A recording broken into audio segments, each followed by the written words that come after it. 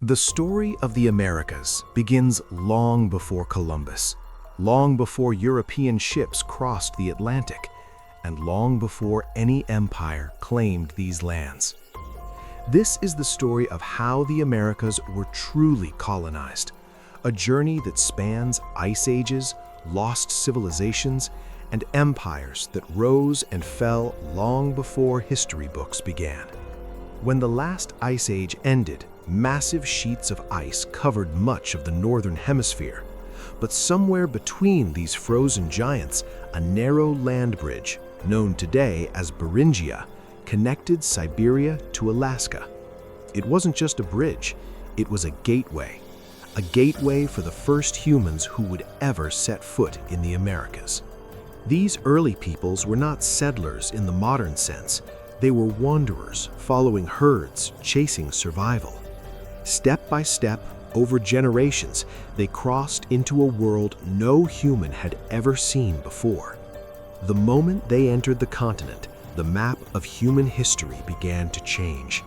They moved south, slowly at first, then rapidly as the ice melted and paths opened. By 13,000 years ago, humans were living across North and South America, from the frozen north to the Amazon rainforest, from the deserts of Mexico to the mountains of Peru.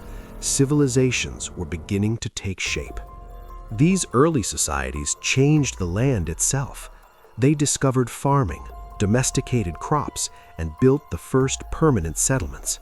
Maize, beans, squash, foods that would later reshape the world, were born here. Over thousands of years, massive cultures emerged.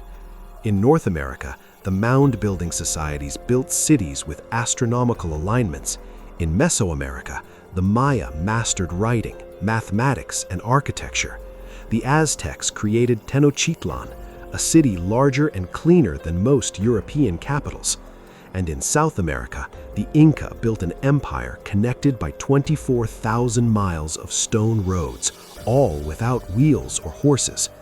These civilizations were not primitive. They were advanced, organized, powerful. Then, in the 1400s, everything changed. European kingdoms, hungry for new trade routes and global power, looked west. And in 1492, when Columbus made landfall, he unknowingly set off the most significant transformation the Western Hemisphere had ever seen. What followed wasn't just exploration, it was conquest. Spain, Portugal, England, France, each wanted land, wealth, and control.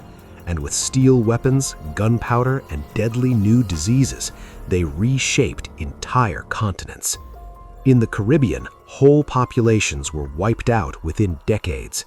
In Mexico, the Aztec Empire collapsed after fierce battles and devastating epidemics. In Peru, the Inca Empire fell to a handful of Spanish soldiers armed with horses, swords, and alliances with rival tribes. But colonization didn't end with military victory. It continued through settlement, forced labor, religious conversion, and the arrival of millions of enslaved Africans, whose suffering built much of the New World. In North America, colonization unfolded slower but deeper. British colonies grew into towns, then cities, then expanding borders that pushed indigenous nations westward through war, broken treaties, and displacement. The frontier kept moving until indigenous people were forced onto reservations, a fraction of the land they once held. By the 1800s, nearly every part of the Americas, from Canada to Patagonia, was shaped by layers of colonization. Some regions were ruled directly by European powers. Others, like the United States and many Latin American nations, gained independence, but inherited the systems and scars created by empire. And yet, despite centuries of conquest, loss, and change, indigenous cultures survived. Their languages, traditions, and stories still shape the Americas today. This is how the Americas were colonized, through migration, adaptation, conflict, conquest, and resilience.